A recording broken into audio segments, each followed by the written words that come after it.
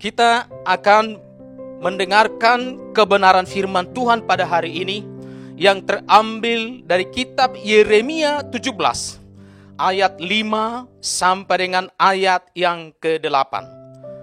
Yeremia 17 ayat yang ke-5 sampai dengan ayat yang ke-8. Saya akan bacakan kebenaran firman Tuhan ini untuk kita.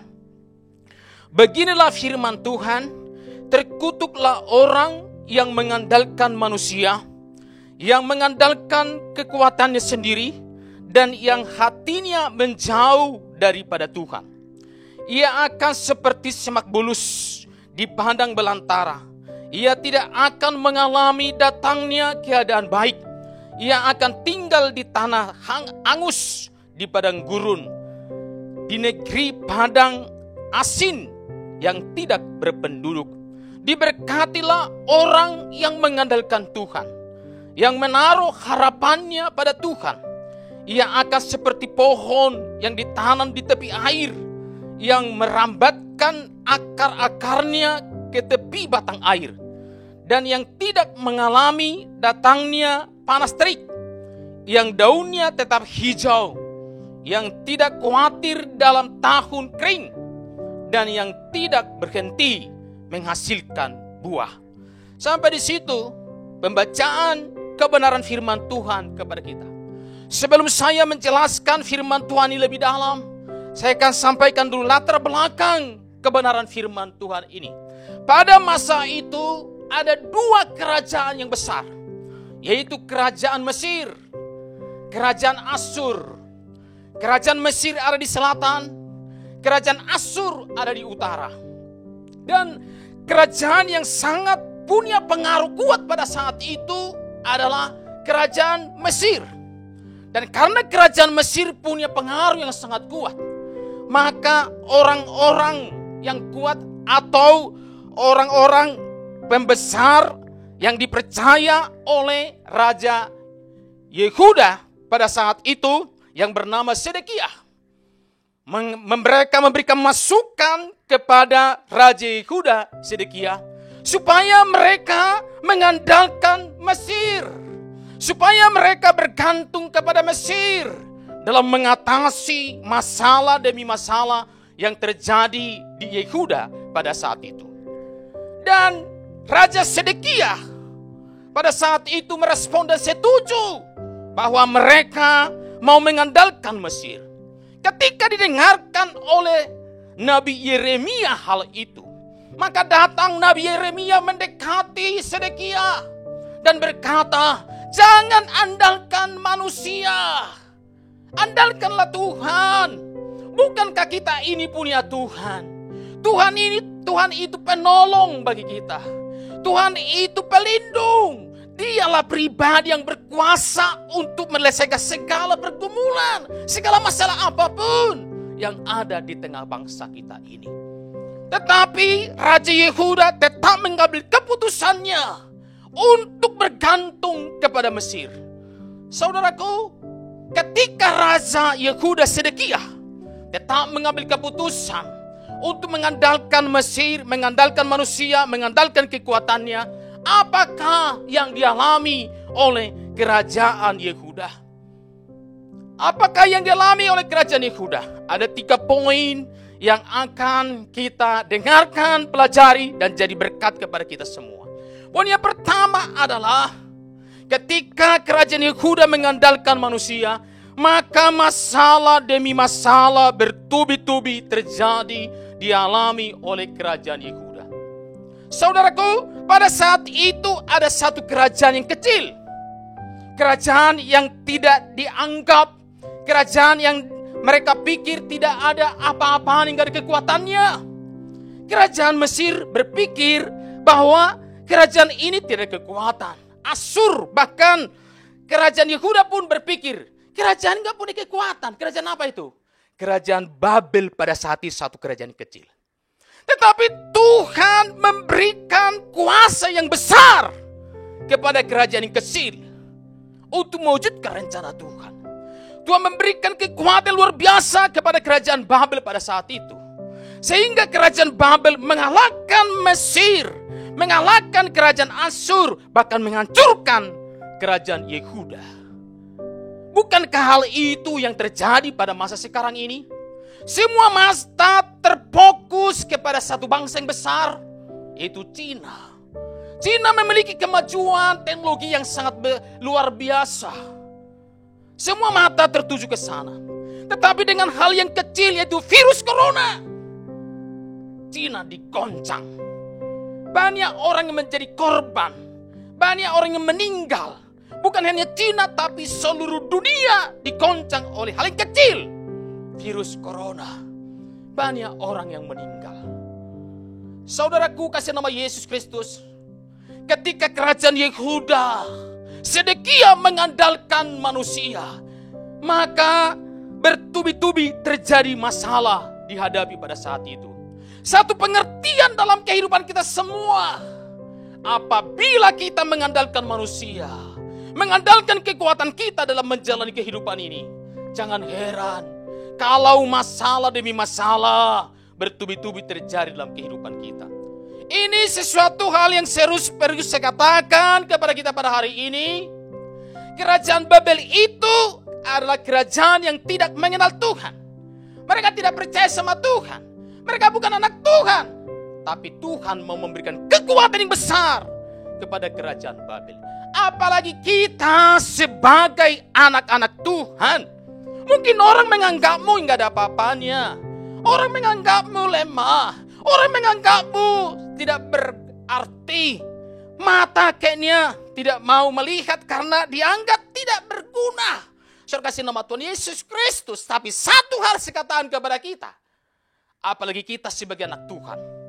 Kalau kita mengandalkan Tuhan, maka Tuhan sanggup membuat kita menjadi pribadi yang besar. Pribadi yang diberkati oleh Tuhan. Karena itu saya katakan kepada kita pada hari ini, andalkanlah Tuhan. Karena dialah yang membuat pribadi kita menjadi pribadi yang besar, pribadi yang diberkati oleh Tuhan. Poin yang kedua, ketika kerajaan Yehuda mengandalkan kekuatannya, apalagi yang dialami oleh kerajaan Yehuda pada saat itu. Dikatakan di sini dalam ayat kelima, bagilah firman Tuhan, terkutuklah orang yang mengandalkan manusia, yang mengandalkan kekuatannya sendiri, dan yang hatinya menjauh daripada Tuhan. Dikatakan bahwa orang yang mengandalkan manusia, mengandalkan orang, terkutuk. Ini satu pertanyaan saya lemparkan kepada kita semua pada hari ini. Siapakah yang saudara andalkan dalam kehidupan ini? Apakah manusia? Apakah kekuatan? Atau Tuhan yang saudara andalkan? Apakah depositomu? Apakah tabunganmu? Apakah pekerjaanmu? Apakah asuransi yang saudara andalkan dalam kehidupan ini? Tidak salah kita punya deposito. Tidak salah kita punya asuransi. Tetapi kalau kita mengandalkan itu lebih daripada Tuhan, itu menjadi salah. Bahkan dikatakan terkutuk. Dikatakan terkutuk. Ada orang berpikir, wah kalau saya nggak punya deposito, saya nggak punya tabungan, tidak punya asuransi, saya nggak bisa hidup. Saya katakan kepada kita, jaminan bagi kita bukan itu, tapi Tuhan. Ada orang yang punya asuransi, ketika sakit bisa berobat kemana-mana, bisa ke luar negeri, ke Singapura, kemanapun bisa pergi berobat, karena difasilitasi, didanai oleh asuransi. Tapi satu hal saya katakan kepada kita, kalau sudah waktunya Tuhan memanggil, dia akan meninggal pada saat itu. Makanya saya katakan kepada kita pada hari ini bahwa jaminan dalam kehidupan kita bukan hartamu, bukan kekuatanmu, bukan asuransimu, tapi jaminan dalam kehidupan kita adalah Tuhan. Makanya firman Tuhan berkata dalam 2 Bapa kami, berikanlah makan kami yang secukupnya. Artinya dialah yang memelihara, yang mencukupi kehidupan kita hari demi hari. Dia memelihara. Dia mencukupi segala keperluan kita. Cukup. Bukan banyak. Cukup. Kalau cukup, itulah yang membuat kita jadi sehat dan kuat. Kalau banyak, itulah membuat kita jadi kolesterol. Mengalami masalah-masalah yang lain. Saya katakan kepada kita pada hari ini bahwa jaminan dalam kehidupan kita itu adalah Tuhan. Dia mencukupi keperluan kita hari demi hari. Mungkin berkata, bagaimana caranya Pak Jupen? Itu rahasia Tuhan. Dia berdaulat untuk memelihara, mencukupi segala keperluan kita. Bagian kita apa? Mengandalkan Tuhan. Percaya sama Tuhan, itu bagian kita. Mungkin ada yang berkata, Pak Jupen, aku udah percaya dalam pikiran, aku percaya sama Tuhan. Dia sumber segala berkat. Dia memelihara kehidupanku, kehidupan rumah tangga keluargaku. Tetapi dalam praktek kehidupan sehari-hari masih khawatir. Praktek kehidupan sehari-hari masih cemas, masih khawatir. Apa yang saudara pikirkan itu betul secara alami. Karena satu hal saya katakan kepada kita, untuk membuat kita percaya, yakin betul bahwa Tuhan jaminan kehidupan kita bukan dengan kekuatan kita. Tapi kekuatan itu bersumber dari Tuhan. Karena itu saya katakan kepada kita pada hari ini, bagaimana supaya kekuatan Tuhan memenuhi kehidupan kita sehingga kita tahu dan kita benar-benar sadar bahwa Tuhan itu jaminan, Dia pemelihara dalam kehidupan kita. Apa yang harus kita lakukan? Yang kita lakukan adalah bacalah firman Tuhan. Baca firman Tuhan. Baca firman Tuhan. Berdoalah baca firman Tuhan. Ketika kita membaca firman Tuhan, jangan firman Tuhan itu hanya sampai di pikiran. Tapi firman Tuhan itu harus mengalir dan masuk ke dalaman hati kita. Bukan hanya di pikiran. Renungkan kebaikan Tuhan, renungkan firman, renungkan kasih Tuhan. Sehingga firman itu bukan hanya di pikiran kita, tapi firman itu mengalir dan masuk ke dalam kedalaman hati kita. Ketika firman masuk ke dalam kedalaman hati kita, dari situlah keluar kekuatan membuat kita percaya bahwa Tuhan itu jaminan, Tuhan itu memelihara, Tuhan itu sumber segala berkat dalam kehidupan kita. Saya katakan kepada kita pada hari ini, saudara-saudaraku, sadarlah bahwa jaminan dalam kehidupan kita adalah Tuhan. Karena itu, andalkanlah Tuhan dalam kehidupanmu. Poin yang ketiga, ketika kerajaan Yehuda, Sedekiah yang menjadi raja pada saat itu, mengandalkan manusia, apalagi yang dialami. Dikatakan di sini ayat 6, ia akan seperti semak bulus di padang belantara, yang tidak akan mengalami datangnya keadaan baik.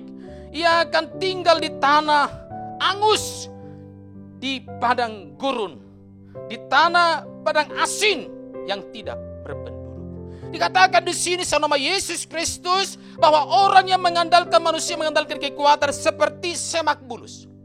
Saya membaca di Kamus Bahasa Indonesia, semak itu adalah tanaman kecil yang tidak punya ranting. Bulus itu artinya, saya baca di Kamus Bahasa Indonesia, adalah orang yang tidak punya harta, melarat. Dan dikatakan di sini bahwa dia seperti orang yang tinggal di tanah yang angus. Tanah yang angus itu adalah tanah di mana tidak ada yang tumbuh tanaman di sana. Tidak ada yang bisa tumbuh tanaman di tanah yang angus. Tumbuh aja nggak bisa, apalagi berkembang, apalagi untuk berbuah. Dengan satu penjelasan saya katakan kepada kita semua pada hari ini, bahwa orang yang mengandalkan kekuatan, mengandalkan manusia, hidupnya akan melarat, hidupnya akan menderita, akan mengalami masalah yang besar, melarat, jikalau dia mengandalkan kekuatannya, jikalau dia mengandalkan manusia. Tetapi ketika kita mengandalkan Tuhan, apa yang terjadi? Segala usaha yang kita kerjakan diberkati oleh Tuhan. Kenapa? Karena ada Tuhan menyertai kita. Karena Tuhan yang memberkati yang kita kerjakan itu. Saudaraku, kalau kita bicara kembali dengan virus corona, kita bersyukur bahwa di DKI Jakarta virus corona sudah semakin menurun, makin membaik, ada harapan, puji Tuhan. Walaupun ada daerah-daerah tertentu seperti Surabaya masih meninggi. Dan pemerintah menganjurkan supaya kita semua harus pakai masker. Saya setuju dengan hal itu, kalau kita pergi kemanapun pakai masker lah. Tapi satu hal saya katakan kepada kita pada hari ini, bahwa virus corona itu jauh lebih pintar daripada masker. Jauh lebih cerdik daripada masker. Karena itu jangan andalkan masker. Andalkanlah Tuhan. Tuhanlah tempat perlindungan bagi kita. Firman Tuhan berkala kitab Mazmur 46 ayat 2. Tuhanlah tempat perlindungan, kekuatan, penolong pada saat kesesakan, dan itu sudah sangat terbukti. Tuhanlah tempat perlindungan bagi kita. Ini saya katakan kepada kita pada hari ini, andalkanlah Tuhan. Karena Dia adalah tempat perlindungan bagi kehidupan kita sebagai anak-anak Tuhan. Saudara-saudaraku yang dikasihi dalam Tuhan Yesus, apa sajakah yang akan kita alami jikalau kita mengandalkan Tuhan. Dikatakan di sini ayat 7, diberkatilah orang yang mengandalkan Tuhan, yang menaruh harapannya kepada Tuhan.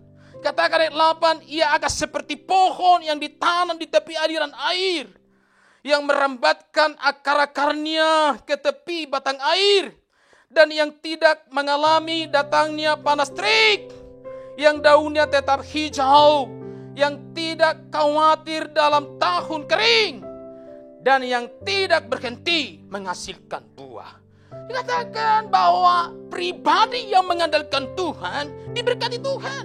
Bahkan dikatakan di sini ia seperti pohon yang ditanam di tepi aliran air. Pohon berbicara tentang pribadi kita masing-masing. Air berbicara tentang firman. Berbicara tentang firman. Orang Ibrani bangsa Israel sering memakai kiasan firman. Air itu adalah firman.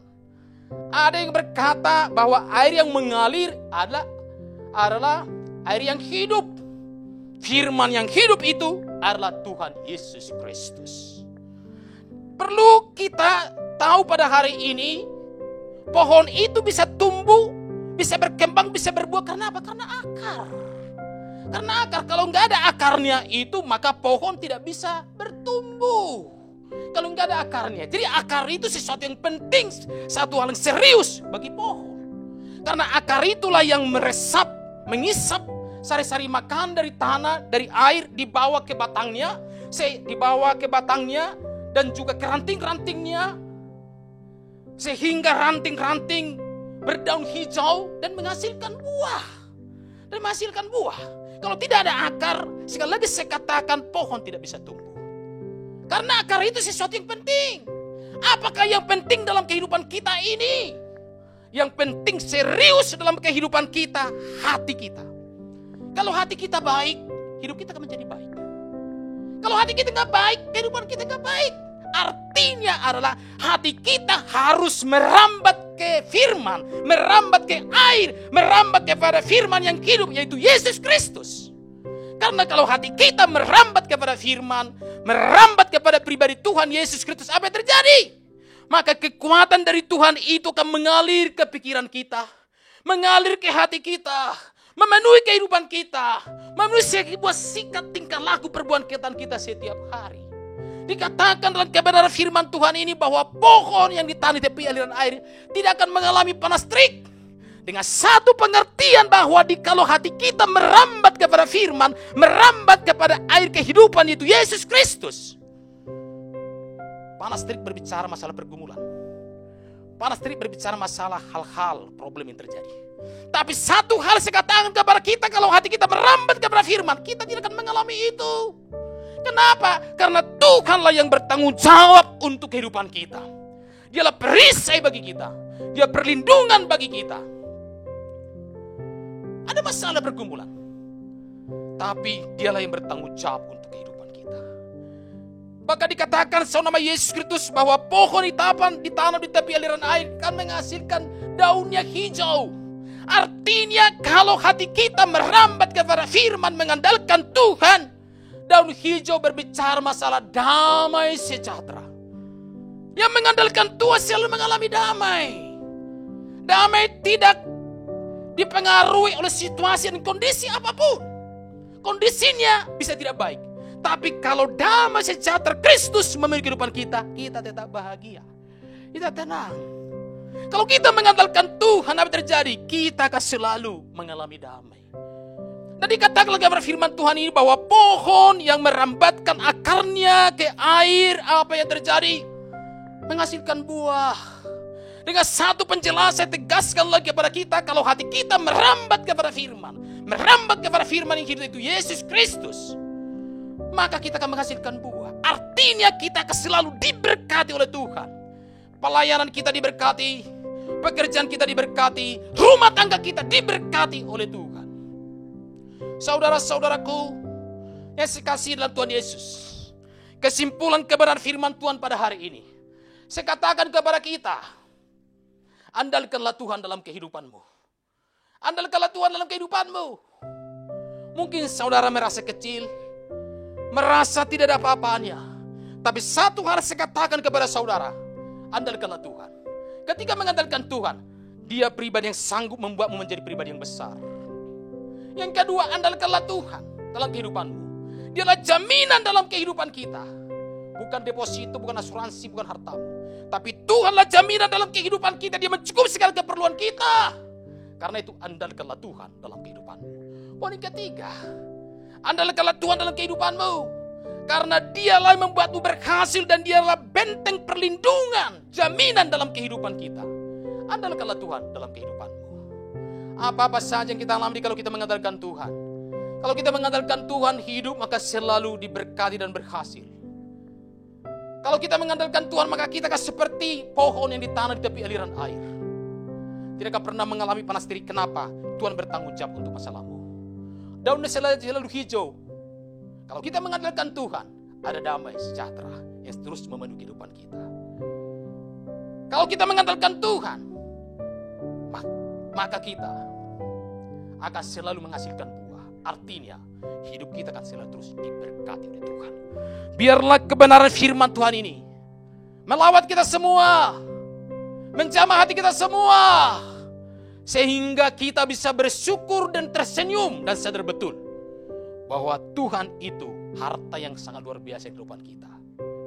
Andalkanlah Tuhan. Haleluya. Dan menikmati kasih-Nya,